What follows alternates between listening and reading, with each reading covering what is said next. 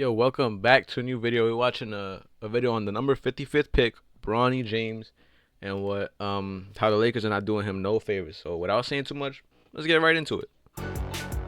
The Hollywood story of Bronny James has officially jumped the shark, with reports that LeBron James Jr.'s G League assignment will only consist of home games. Whoever's idea this was, whether it be the Lakers. Side note, just had to pause real quick. JJ is an awful coach. Terrible coach. I don't know why they got him. He's a drama queen. This man literally storms off the court when his team doesn't win. Like, what the fuck is wrong with you, bro? Just fucking terrible coaching. Just had to throw it out there. LeBron, Bronny himself, the team in South Bay, whoever. One thing is clear. No one benefits from Bronny's work from home arrangement.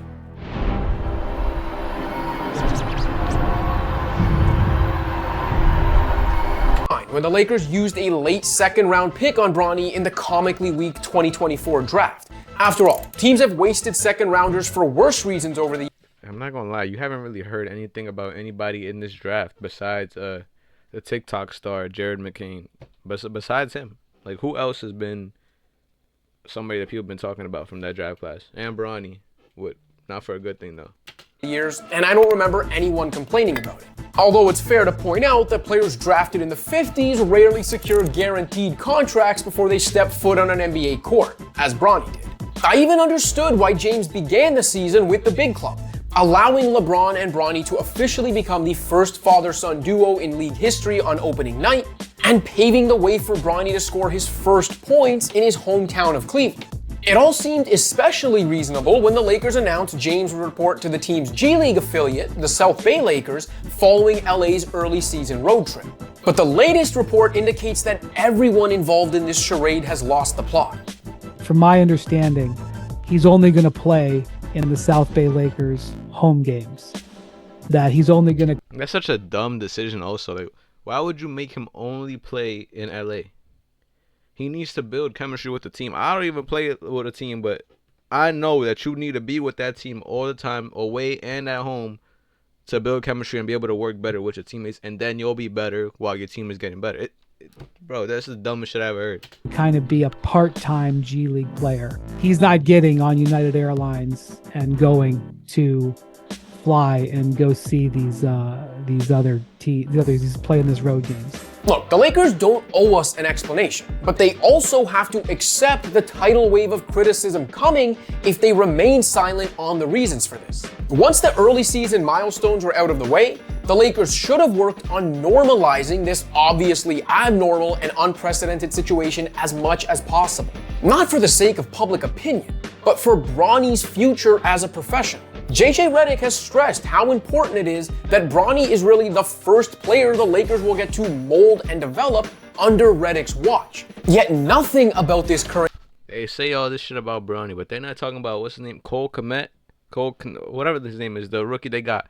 The other one, the 17th overall pick. That nigga is a steal. He is fucking goated. That nigga is better than Austin Reeves already. But ain't nobody talking about him. They keep talking about Bronny, bro. Like, that nigga's a G League player, and barely.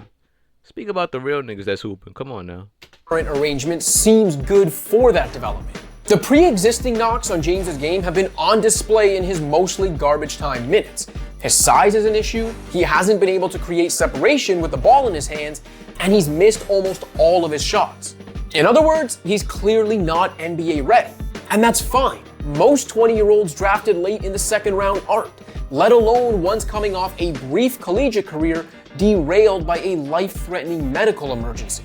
James's work ethic and coachability are by all accounts great, and there are potential 3-and-D and playmaking skills to hone, but he needs professional game reps, not just NBA practice time, courtside pep talks, and father-son bonding.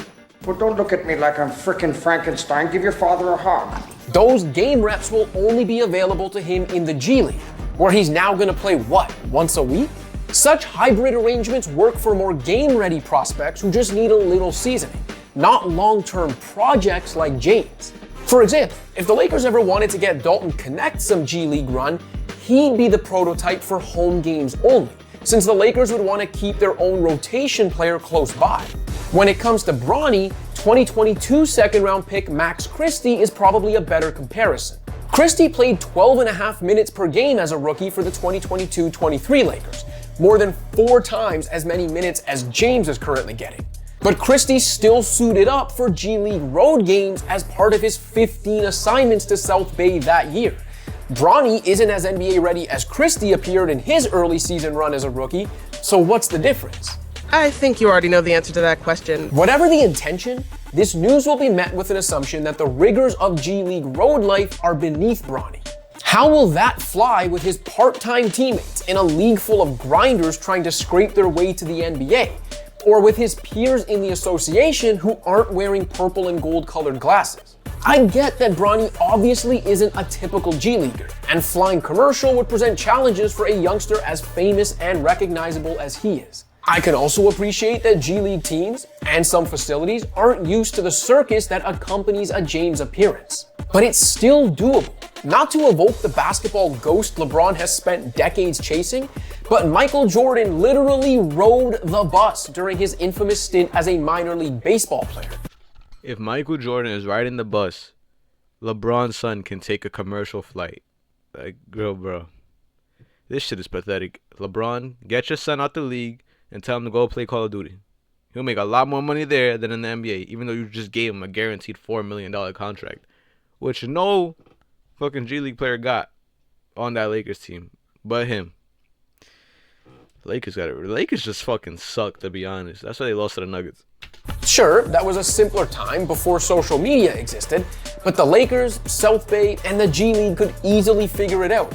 There's simply no good excuse for this. Drafting Bronny was a feel-good story, even if there were plenty of cynics who disagreed.